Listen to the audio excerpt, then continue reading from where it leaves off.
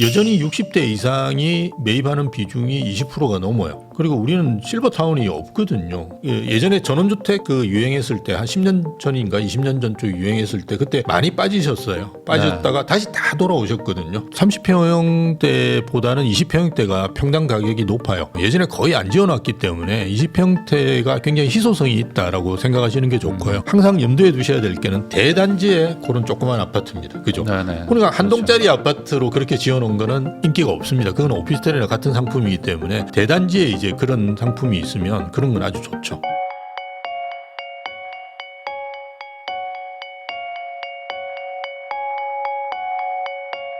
심영석 교수님하고 계속 이야기 나누고 있는데요. 그러면 이번에 좀 현실적으로 이제 네. 뭐랄까요? 이 시청자들이 이제 집을 살 수 있는 어떤 얘기들을 한번 해보려고 합니다. 네. 그러면은 결국에 이제 아까 뭐 상속이나 증여를 받아가지고 그 돈을 합쳐서 잘 사는 것도 좋다라고 얘기해 주셨는데 이게 뭐 어느 정도 있는 부모님을 또 만나시면 또 그게 또 네. 가능하지만 그게 없는 분들도 많잖아요. 네. 그러면 결국 내가 살 수 있는 거 내가 내 능력 안에서 대출 받아서 사야 될 텐데 가장 고민인 게 그거잖아요. 그러니까 작은 평수로 갈 건지 아니면 네. 큰 평수로 가가지고 좀 뭐 외곽으로 빠질 건지 뭐 이런 네. 거에 대한 고민이 있는데 지금 상황이라면 그래도 좀 평수를 좀 포기하더라도 좀 좋은 동네로 간다. 이게 좀 맞는 걸까요? 예, 무조건인가요? 이게? 무조건 지역입니다. 그러니까 부동산 입지이기 때문에 무조건 좋은 지역으로 가시고 평수를 좀 낮추시는 것이 좋고요. 30평형대보다는 20평형대가 평당 가격이 높아요. 네. 제가 엘스라는 아파트, 엘리트라고 이제 잠실에 있는 아파트 어저께 보니까 25평이 22억 2천만 원 정도 하고요. 33평이 26억 7천만 원 거래된 게 45평이 33억 4천만 원이거든요. 네. 이렇게 가만히 보시면 이야기를 들어보시면 20평대는 그죠 거의 평당 1억까지 가 있어요. 네. 네. 그래서 높습니다. 대신에 이제 오를 때는 30평형이 많이 올라요. 많이 오르고 떨어질 때도 많이 떨어집니다. 네, 근데 20평형은 굉장히 두터워요. 예, 두터운 이유가 일단 많이 안 지었어요. 20평형대. 예, 제가 알고 있기로 리센츠나 엘리트 이런 데 보면 20평형대가 10% 20% 정도밖에 안 돼요. 많이 없어요. 예, 많이 없어요. 대부분 30평형대입니다. 30평형대 몇천 세대가 있어요. 예, 그러니까 어딜 가도 비슷합니다. 예전에는 우리가 2000년 초에 지은 아파트들은 보시면 20평대가 없어요. 30평, 40평, 50평, 60평 이렇게 지었어요. 그러니까 20평대가 일단 귀합니다. 최근에 있는 아파트들은 좀 이제 짓고 있는데요. 예전에 거의 안 지어놨기 때문에 20평대가 굉장히 희소성이 있다라고 생각하시는 게 좋고요. 그리고 저는 이제 괜찮으시다 그러면 조그만 것도 괜찮으십니다. 그러니까 이게 방 하나 방 두 개 있는 거. 최근에 이제 메이플자에 이제 조금 있으면 입주할 건데요. 네, 반포에. 그 아파트가 4구제곱미터가 방 3개를 만들었어요. 네. 화장실 2개. 그래서 우리가 5구제곱미터도 처음에 저희가 방 3개 화장실 2개 만들 때 깜짝 놀랐었는데요. 4구를 이제 그렇게 만들었더라고요. 네, 그래서 어쨌든 조그만 것도 저는 괜찮다고 봐요. 근데 이게 이제 지역에 따라 좀 다를 겁니다. 지방에는 이런 아파트는 취소 가치가 없어요. 네. 네, 왜냐하면 평당 가격이 낮기 때문에 굳이 20평대를 살 필요가 없는 거예요. 그죠? 30평대, 40평대 사도 큰 문제가 없고요. 네, 또 하나는 이제 서울에 사시거나 지방에 사실 때 유의 있게 보셔야 될 게 뭐냐 그러면 30평, 20평대, 30평대, 40평대, 50평대 가격을 한번 보시면 평당 가격이 문제가 아니고요. 서울 외곽만 가도 30평, 40평, 50평 가격이 같아요. 네, 지방은 아예 같아요. 없죠. 네, 큰 차이가 없어요. 그래서 이런 데들이 가격이 좀 낮은 지역이라고 보시면 되고요. 서울의 강남이 아니면 40평, 50평대도 큰 차이가 없어요. 네, 제가 말씀드린 성동구 이런 데도 여러분 왕십리 뉴타운 센트라스 이런 아파트들 보시면요. 40평 센트라스는 50평대가 없구나. 네, 그 위에 텐즈힐이 50평대가 있는데요. 보시면 40평대는 50평대 가격 거의 차이가 없어요. 가격 차이가 나는 데가 어디냐 그러면 강남만 납니다. 네. 네, 강남은 그냥 10평이라 그러면 몇십억 차이 납니다. 그냥 이렇게 빡빡빡 벌리거든요. 그래서 그 가격 차이를 보시고 그 지역이 이제 선호 지역이냐 아니냐 이렇게 판단하셔도 되는데요. 그래서 드리려고 하는 말씀은 어쨌든 금전적으로 이제 적다라고 생각하신다 그러면 네. 적은 평형도 저는 괜찮다라고 생각합니다. 그래서 오히려 이제 지역을 고수하시고 좀 적은 평형 20평대 그리고 뭐 괜찮다 그러면 4구제곱미터 이런 것도 정 안 되면 그거 하시는 것도 저는 괜찮은 것 같아요. 가격대가 그렇게 나쁘지는 않습니다. 움직이는 게. 예. 그렇게. 그러면은 결국에 지금 앞으로는 어쩔 수 없이 뭐 이제 예. 뭐 1, 2인 가구도 많아지고 뭐 이제 아이가 없는 집들도 많기 때문에 예. 좀 가능하면 뭐 20평대 급으로 가는 게 낫다. 예, 이렇게 봐야 저는 되겠다는 거죠. 그 제가 안식년을 2010년도에 했는데요. 일본에서 했습니다. 그때 이제 일본에서 제일 유행하던 상품이 뭐냐 그러면 컴팩트 맨션이라 그래서 30제곱미터에서 50제곱미터. 그러니까 우리 사구가 딱 그게 네. 걸려 있는 거라고 보시면 되는데요. 일본은 방을 많이 만들지는 않아요. 방 많이 만들어도 2개 정도 만들고요. 보통 하나입니다. 스튜디오형도 있고요. 아예 뻥 네. 뚫려 있는 네. 원룸처럼 되어 있는 것도 있는데요. 그 아파트가 제일 인기 있었어요. 우리도 지금 현재 가구원 수가 재작년 기준으로 2.2명일 거예요. 그러면 3명이 안 되는데 굳이 방을 막 4개, 5개씩 있는. 근데 우리는 어쨌든 방 3개 정도는 있는 걸 필요하시는 것 같아요. 결혼하시는 우리는 분들이. 뭐 옷방 하나, 뭐 그다음에 뭐 서재 겸 하나, 난방 하나 뭐 이렇게 그래서 거의 각자 공식처럼. 예, 네. 같이 자는 방 있고 각자 네. 취미방을 하나씩 네, 네. 가지고 계시는 것 같아요. 뭐 어쨌든 그게 맞춰가지고 건설에서도 진화해서 그죠. 4구제곱미터 방 3개를 만드는 것 같아요. 근데 어쨌든 컴팩트 맨션이 가장 인기 있었습니다. 그래서 네. 우리도 아마 저는 이게 단위당 가격이 낮으면 상관이 없는데 이게 너무 높잖아요. 이제 평당 1억인 시대에 그러니까 30평하고 20평만 해도 가격 차이가 많이 나는데 그렇죠. 굳이 그 30평에 가 있겠느냐? 저는 뭐 30평 하는 분도 계시겠지만 좋은 지역에서는 20평에 대한 수요들도 상당히 있을 거다라고 보는 거죠. 예. 그러니까 그 30평 주고 살 돈으로 차라리 조금 더 좋은 맞습니다. 동네 가면 20평대로 가는데. 아, 그 훨씬 좋죠. 당연히. 네, 어차피 예. 우리가 가족 뭐 2명밖에 없는데 맞습니다. 뭐 조금 집 작으면 어떠냐? 위치가 더 중요하지. 그 베이비 부머 분들 중에 보면 아직도 40평, 50평에 사는 분들이 있으시거든요. 네. 그래서 제가 계속 줄여가지고 정 안 되면 30평이라도 하시라고 이야기하는데 항상 하는 이야기가 그게 애들이 오면 맞아요. 애들이 네. 오면 네. 애들이 1년에 몇 번 오세요? 이러면 한두 번 오는데 뭐 네. 이야기. 그 한두 번 오는 것 때문에 그 넓은 그러니까 소위에서 수십억 그 자산을 그냥 놀려놓는 거지 않습니까? 네. 그 어떤 분은 보면 또 뭐 그 스킨스쿠버 장비를 또 네. 잔뜩 피규어를 잔뜩 갖다 놓고 한 방에 있어요. 그 방 하나가 한 10억 합니다. 우리나라 좋은 데는. 네. 그걸 그렇게 할 바에는 요즘 창고 같은 게 있잖아요. 네, 그런 데도 네. 그냥 갖다 놓으면 되는데 도시면. 그러니까 본인이 쓰고 있는 공간에 대한 가치의 개념들을 너무 안 가지시는 것 같아요. 그걸 이제 인식하기 시작하는 거는 이제 가격이 올라가면서 당연히 그렇게 인식하기 시작하는데요. 네. 그렇게 되면 자연스럽게 적은 평형으로 가고 뭐 컴팩트 맨션 이런 것도 저는 나올 거라고 봐요. 근데 항상 염두에 두셔야 될 게는 대단지에 그런 조그만 아파트입니다. 그죠? 네네. 그러니까 한 그렇죠. 동짜리 아파트로 그렇게 지어놓은 거는 인기가 없습니다. 그건 오피스텔이나 같은 상품이기 때문에 대단지에 이제 그런 상품이 있으면 그런 건 아주 좋죠. 그러다 보니까 지금 뭐 송파나 강동 같은데 이제 뭐 대형 단지들에 이제 예. 커뮤니티 잘 돼 있는데 소형 평수는 또 인기가 많더라고요. 아, 예. 최근에 왕십리 쪽에도 한 게 있는데 프로지오 서밋인가 뭐 해가지고 했는데 거기도 보면 소형 평형들 많이 했는데 분양이 잘 됐죠. 예. 그래서 그런 상품은 앞으로도 인기 굉장히 있을 거예요. 그 주소비층, 우리가 주소비층이라 해봤자 20, 30대 아니겠습니까? 그분들이 좋아하시는 상품을 사야 되는데 자꾸 뭐 60, 70대가 좋아하는 상품들은 별로 저는 바람직하지 않다고 봐요. 예.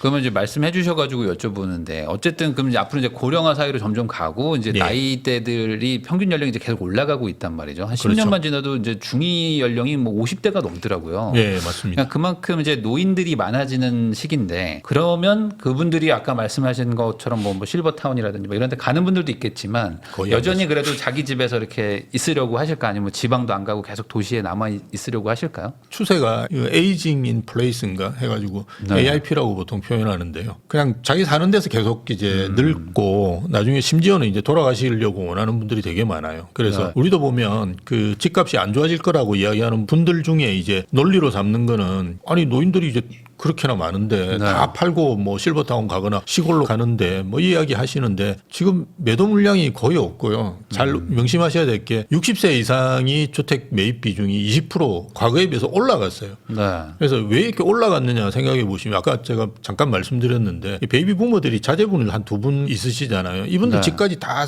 해주는 거예요. 그래서 말 잘 들으면 이제 걔 명의로 해주고 말 안 듣는 건 이제 내 명의로 가지고 있는 거예요. 그래서 말 잘 들었거나 뭐 나중에 이제 그 상속이나 증여를 해주려고 이제 생각하시고 그렇게 하고 있거든요. 그래서 여전히 60대 이상이 매입하는 비중이 20%가 넘어요. 네. 그러니까 뭐 계속 이제 그 지역에 사시면서 이렇게 하려고 하는 수요는 많고 그리고 우리는 실버타운이 없거든요. 그래서 제가 뭐 농담으로 이렇게 실버타운 말씀은 드렸지만 우리 실버타운은 정말 적습니다. 지금 아마 10,000호가 안 되는 걸로 알고 있어요. 그 이제 뭐 규제도 많고 이러다 보니까 건설회사들도 거의 참여 안 하고요. 또 하나는 이제 우리나라 실버타운은 너무 적어요. 100 몇십 세대밖에 안 되거든요. 평균적으로. 네. 그럼 문제가 뭐냐면 커뮤니티에 그죠? 다양한 시설들을 넣어가지고 노인들한테 이렇게 서비스를 해줘야 되는데 네. 이 비용이 너무 올라가거든요. 그래서 실버타운 관리비 말씀을 들어보시면 네. 도저히 들어갈 수가 없습니다. 저 건대 앞에 있는 클래식 500인가 네. 거기는 거의 2분 들어가시면 한 1,000만 원 내셔야 돼요.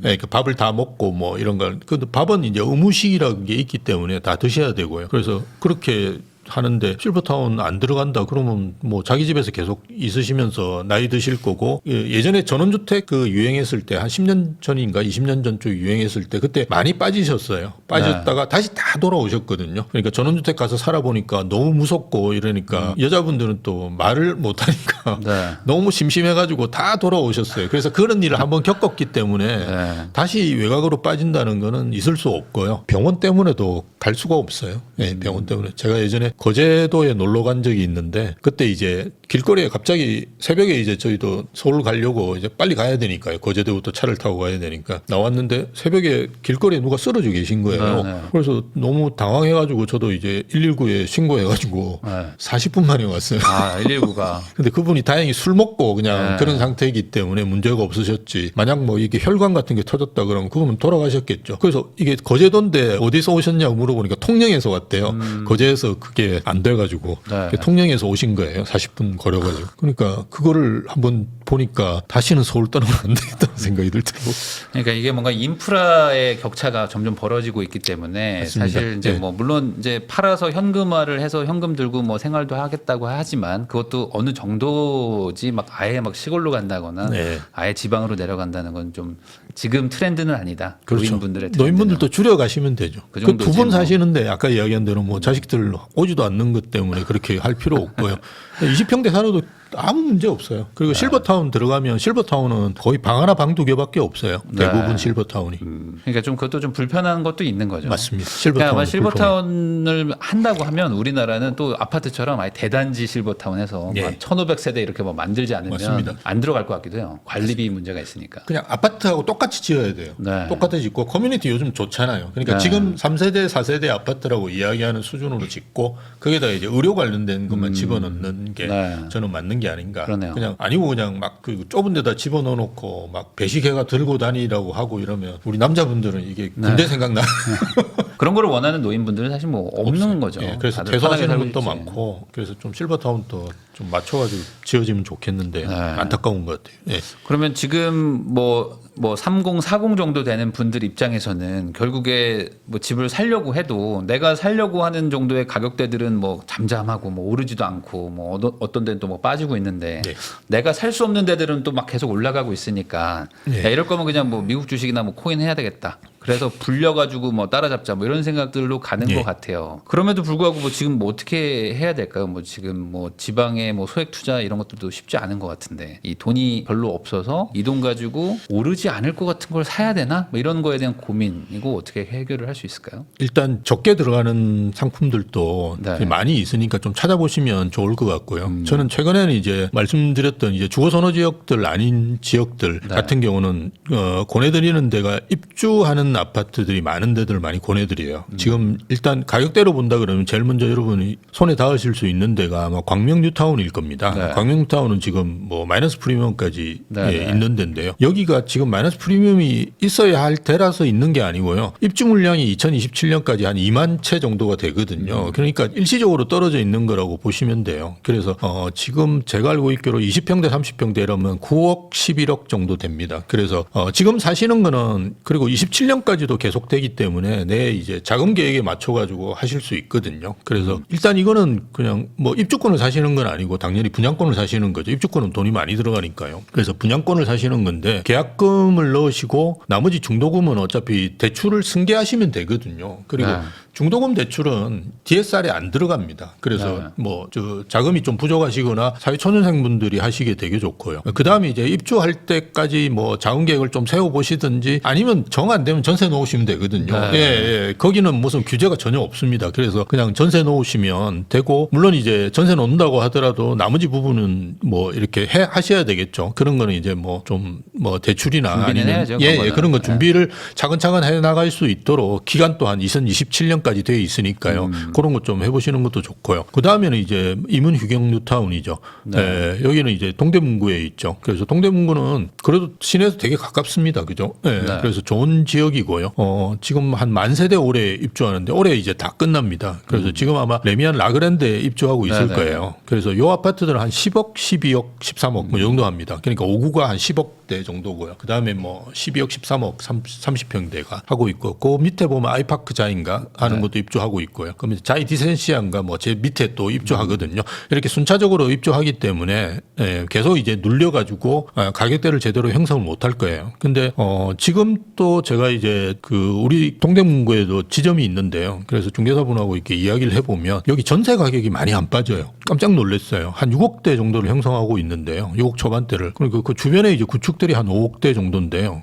전세가 유지가 되고 있어요. 그래서 올림픽 파크 포레온도 지금 전세가 어느 정도는 유지가 되고 있잖아요. 그래서 야, 이거 입주가 이렇게 되는데 어떻게 유지를 하고 있지? 그런 생각을 이렇게 해보면 정말 이제 이거 입주장이 끝나고 나면 공급은 없는 모양이구나라는 생각들을 하게 돼요. 그래서 그런 아파트들도 괜찮고요. 그 다음에 이제 천호역에 보면 천호동이 그 이미지가 안 좋긴 한데요. 그 예전 이미지라고 그냥 생각하시면 됩니다. 예전에 마포의 아현동도 저는 네. 이제 신촌에서 학교를 다녔는데 아현동도 그렇게 좋은 이미지는 아닙니다. 그게 뭐 예전에 웨딩거리 뭐 이렇게 이상한 술집들 많았었어요. 네, 네, 예, 그래서 저희 천호동 같은 경우도 이미지는 안 좋은데요. 예전에 뭐 집장촌도 있고요. 근데 최근에 이제 가보시면 그 뭐 집장촌은 다 나갔고요. 고급 주상복합들이 막 들어와 있어요. 그래서 앞으로 계속 들어오죠. 예, 맞습니다. 계속 들어옵니다. 거기는 뭐 천호 뉴타운이라고 그래서 계속 하고 있으니까요. 예, 거기 이제 중흥 아파트가 입주를 했고요. 예, 작년에. 그리고 올해 아마 더샵하고 이 편한 세상에 입주를 할 거예요. 이게 다 치면 한 3,000세대 정도 됩니다. 그래서 여기도 괜찮아요. 예, 대신에 이제 가격대는 또 조금 높습니다. 여기는 12억, 14억. 예, 네. 그 정도 순위거든요. 근데 뭐 본인 가격대에 맞는 걸 선택하시면 되고, 여기는 이제 다 분양권이기 때문에 계약금을 넣으시고 본인이 이제 자금 계획에 맞춰가지고 선택하실 수 있는 여지들이 꽤 있는 데니까요. 지금은 무조건 입주하는 아파트를 하시는 게 좋고요. 왜냐하면 입주장이 오래되면 사실은 대부분이 거의 끝납니다. 이제. 예, 그러고 나면 남는 게 아까 말씀드렸던 광명하고 이제 방배동이 남거든요. 그 광배동도 2027년까지 갑니다. 근데 방배동은 뭐 사실은 가격대가 높으니까, 예, 그래서 하실 수 있는 아파트들이 꽤 있기 때문에, 그리고 지금은 새 아파트 사시는 게 일단 좋습니다. 그래서 뭐 얼죽신 이야기도 많이 들어보셨을 거니까요. 지금 입주하는 새 아파트는 그 가격도 낮고요. 왜냐하면 한 3년이나 4년 전에 그죠, 분양한 아파트잖아요. 그때는 분양가가 별로 높지는 않았거든요. 지금 분양하는 아파트는 여러분 뭐 월계동에 있는 아파트 같은 경우 14억이 그렇죠. 넘어가지고 네. 거기 굉장히 끝쪽입니다. 가보시면 아시겠지만 노원구 저 끝쪽인데도 그게 14억, 15억에 이렇게 분양을 했는데도 어쨌든 완판이 됐잖아요. 근데 지금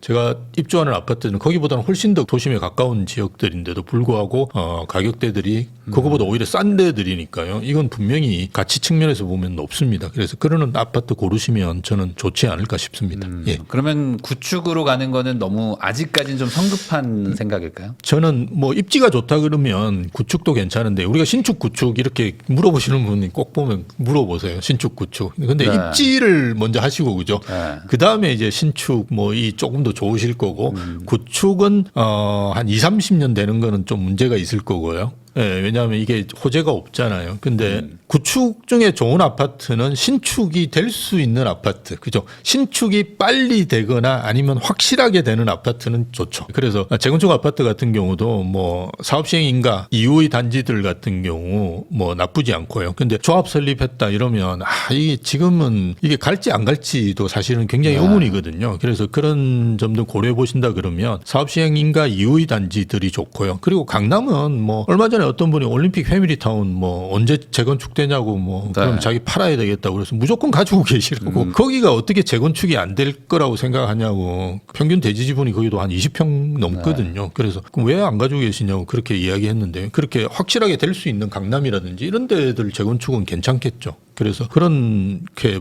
선택하시는 게 맞지 신축이냐 구축이냐 이렇게 따지시는 건 아닌 것 같아요. 왜냐면은 예. 이제 아까 말씀하셨던 뭐 라그란데라든지 예. 이런 신축들 지금 막 입주하고 있는데 보면 예. 그 옆에 예. 한 20%싼 구축들 있잖아요. 그래도 세대수 좀 괜찮고 역에도 조금 가깝고 뭐 이런 것들이 있으니까. 예. 근데 여기가 좀 소외받아 있긴 하거든요. 현재는 가격대가 관심도 없고. 예, 그거 이야기하시면서 항상 이야기하는 게 트리마제 옆에 그 강변동약 이야기 많이 하시거든요. 지금 강변동약이 그 29억이에요. 거기는 이제 지분 예, 때문에. 근데 그렇죠. 근데 거기는 좀 특별한 거거든요. 왜냐하면 거기는 이제 성수 전략 정비 촉진 구역입니까? 네. 예, 거기 들어가 있죠. 그렇죠. 동양은. 예, 거기 빠진 아파트도 있어요. 그래서 들어간 아파트인데 여기는 무조건 실거주 하셔야 되잖아요. 근데 거기 실거주 할 수 있는 데가 없어요. 아시다시피. 맞아요. 뭐. 그 성수 동량밖에 없거든요. 네. 강변 동량. 그러다 보니까 그 아파트 가격이 많이 오른 거고요. 근데 최근에 이제 예전에는 말씀하셨던 대로 신축이 있으면 바로 옆에 있는 구축도 좀 올랐는데요. 지금 또 아마 오르긴 할 건데요. 옛날보다는 많이 안 오를 거예요. 그게 이제 최근에 이제 제가 이렇게 조사한 것들 말씀을 드리면 1위 아파트하고 그러니까 최고가가 1위, 2위 가격 차이가 네. 5억 이상 되는 1위 아파트와 2위 아파트의 가격 차이가 5억 이상 되는 구가 한 8개인가 정도 돼요. 엄청나게 많아요. 그러네요. 제가 조사한 것 치고는 가장 많아요. 네. 그 제일 크게 벌어진 데가 이제 금방 말씀드렸던 성수동인데요. 성동구 같은 경우는 트리마제가 30평대가 45억하고요. 지금 금방 말씀드렸는데 그다음 높은 게 이제 강변 동량입니다. 그 아파트가 29억이에요. 그래서 16억 벌어졌어요. 평균적으로 벌어진 게 서초동이 제일 적게 벌어졌고요. 그건 원베일리하고 아크로 리버파크이 6억인가 5억 정도 벌어졌어요. 그러니까 그 정도가 가장 적은 거지만 대부분 평균이 한 10억씩 이렇게 벌어져 있어요. 그 말은 뭐냐 그러면 그 1등만 오른다는 말이거든요. 우리가 네. 이야기한 데는 굉장히 좋은 데를 말씀드린 겁니다. 그죠? 네. 그래서 그런 데들도 1등만 오르고요. 저는 이제 마곡에 사는데요. 계속 뭐 어딜 가도 많이 말씀드립니다. 그래서 마곡에 사는데 마곡에도 보면 저 7단지가 대장 아파트예요. 그 아파트만 올라요. 마곡의 엠벨리라고 해서 여기 15단지까지 있는데요. 네. 이 아파트 군들이 다 괜찮아요. 괜찮은데 대장만 지금은 올라요. 네, 그리고 다른 아파트들하고 가격 차이가 꽤 벌어지고 있고요. 7단지만 예전 가격을 회복했고요. 다른 데는 회복을 못하고 있어요. 그러니까 이런 현상들이 어디나 비슷하게 벌어집니다. 그래서 옆에 뭔가 그 파급 효과를 해서 뭔가 좀 오르겠다 이렇게 생각하시는 것보다는 아예 그냥 좀 더 주더라도 그죠? 새 아파트로 들어가시는 게 저는 훨씬 더 좋은 선택이 아닐까 이렇게 생각하는 거죠. 어떤 그 구역 안에서도 똘똘한 한 채로 또 가는 거네요. 맞습니다. 거기서도. 그리고 그 아파트 단지 안에서도 가격차가 벌어지고 네. 예, 그거는 뭐 예전부터 그러긴 했는데요. 층향에 따라 가격 벌어지는 것도 조금 더 있는 것 같고요. 최근에는 이제 인테리어를 했느냐 안 했느냐에 따라서도 네. 가격이 좀 벌어지고 예전에 저희 때는 인테리어 한 거는 못 받았어요. 오히려 들어가는데 난 내 취향이 아닌데 이거 철거비 내가 청구해야 된다고 막 이런 이야기 하셨거든요. 근데 요즘은 인테리어를 해놓으면 잘 팔리고요. 인테리어를 다 받지는 못하죠. 근데 그건 당연한 거예요. 왜냐하면 인테리어를 하자마자 감가상각이 되기 때문에 그래도 한 5천을 하면 2, 3천은 받아요. 그리고 빨리 팔리고. 그러니까 이제는 그 개별성이라는 게 굉장히 커지는 사회가 되거든요. 그리고 뭐 이거는 제가 말씀드렸기 때문에 하는 건데 그 10년 지나시면 인테리어 하시는 게 좋아요. 잘 팔려면. 네. 예. 그리고 어차피 경쟁하는 세대들이 있잖아요. 내가 팔아야 되는데 그러면 그 중에서 제일 먼저 선택을 받는 게 가장 좋은 가격대로 팔 수 있는데 그거는 이제 인테리어 한데 층 좋은데 향 좋은데 이런 데들이 제일 빨리 선택을 하는데 인테리어도 요즘은 굉장히 중요한 요소입니다. 젊은 분들이 새 아파트 선호하시고요. 사실은 우리가 전세이기 때문에 무조건 들어가야 되잖아요. 근데 일단 거주하시면서 인테리어 하는 거는 거의 불가능해요. 그건 불가능이죠. 거의 불가능해요. 네. 뭐 한샘에서 뭐 이렇게 방마다 이렇게 하나씩 한다고 하는 건 절대 하지 마시고요. 하신 분들 이야기 들어보니까 그만큼 끔찍한 일이 없대요. 그러니까 이걸 할 수가 없거든요. 그러니까 인테리어 잘 된데 이런 데들은 가격대가 높아요. 오히려. 예. 결국에 신축들 전세가 이렇게 잘 버티는 것도 그렇고 맞습니다. 전반적으로 다 그냥 살기 좋은 거, 뭐 새 거, 뭐 이런 것들 선호도가 전반적인 국민들의 어떤 취향이 그쪽으로 가고 있다라고 봐야겠네요. 예, 몸택하기 싫은 거죠. 예. 이 추세는 계속 될 것 같다. 예, 그 당연히 그렇게 네. 될 수밖에 없습니다. 그러니까 신축 추세는 갈 거예요. 그럼 마지막으로 또 이제 그 연초니까 예. 또 이제 우리 구독자분들 요즘 또 뭐 고민은 많을 거예요. 뭐 예. 집을 안 사겠다는 분들도 있지만 뭐 그런 분들도 불안하고 반대로 집을 가지고 있는 분들도 불안하고 살려고 하는 사람들 다 불안한 이런 상황에서 우리는 지금 어떻게 좀 뭘 하나 좀 챙기고 가야 될까 이런 얘기 해주시면 좋을 것 같습니다. 저는 제가 집을 사고 이제 옮겼을 때가 언제냐고 말씀을 드리면 2001년도에 샀었고요. 네. 그 다음에 2014년도에 샀었어요. 그러니까 가만히 생각해 보면 가격이 엄청 떨어져가지고 소위 이야기해서 피가 철철 날 때입니다. 그러니까 우리가 집을 사거나 그러니까 모든 자산에 다 통용되는 투자 원칙이라고 보시면 되는데요. 가격이 떨어질 때 사셔야 되는데요. 대부분의 분들이 가격이 떨어질 때 안 사시고 오를 때 사시거든요. 그래서 우리가 그 우대빵도 제일 매출이 많이 났을 때가 2021년도입니다. 근데 가격이 거의 정점에 갈 때 사람들이 막 들어오셔가 많이 사셨거든요. 근데 그거는 자산 투자하는 데는 그렇게 바람직한 방법은 아닌 것 같고요. 특히나 부동산은 이게 매물을 고르시는 게 되게 중요한데요. 이 매물을 제대로 고르려면 좀 조정기라든지 하락기 때가 훨씬 좋거든요. 네. 층 좋은 거, 향 좋은 거 이런 걸 정말 골라 잡을 수도 있고 집주인하고 협상 같은 거 하시면 가격도 조정해 주시고 좀 유리하죠. 뭐 아주 유리하게 이렇게 하실 수 있는 시기에 하시는 것이 저는 좋지 않을까 싶습니다. 지금이 약간 그런 시기에 좀 근접했다고 보십니까? 예, 그리고 주식하고 다르게 부동산은 어차피 선호하는 아파트들이 거의 정해져 있고요. 그리고 이게 뭐 갑자기 변한다든지 이러는 게 아니거든요. 예, 그리고 뭐 주변 환경에 따라서 그렇게 크게 변할 수도 없고요. 왜냐하면 이거 팔게 클릭 한 번으로 팔 수 있는 상품이 아니기 때문에 상당히 그게 오래 갑니다. 그래서 너무 요즘 젊은 분들 보시면 투자하듯이 이렇게 집을 고르시는데 저희가 지금 계속 이야기하는 게 무슨 뭐 다주택자가 몇 채 사는 이야기가 아니라 내 집 마련이거든요. 네, 네. 그래서 내 집 마련하시는 거는 그냥 사기 좋은 때 그냥 좋은 상품을 사시면 되니까 너무 크게 부담 안 가지시면 좋을 것 같아요. 그리고 이제 또 시청하시는 분들 중에 또 부모의 입장으로서도 자녀한테 또 어떻게 해야 될지 뭐 고민도 많이 하실 텐데 요것도 이번에 교수님이 책도 쓰셨으니까요. 상속 증여로 이제 부동산 세대 교체가 온다. 요것도 어찌 보면은 앞으로 일어날 일이잖아요. 그러니까 예, 일어날 맞습니다. 일에 대한 것들을 한번 내가 어떻게 될지 미리 알고 있는 것도 그것도 이제 내가 선택하는데 많은 도움이 되지 않을까라고 생각을 합니다. 지금까지 심영석 교수님 모시고 최근 달라진 시장 분위기부터 이제 올해는 어떻게 움직일지 그런 거에 대한 또 전망까지 이야기 나눠봤습니다. 시청해주셔서 다시 한번 감사드리고요. 저도 교수님하고 인사 나누도록 하겠습니다. 오늘 나와주셔서 감사드립니다. 예, 감사합니다.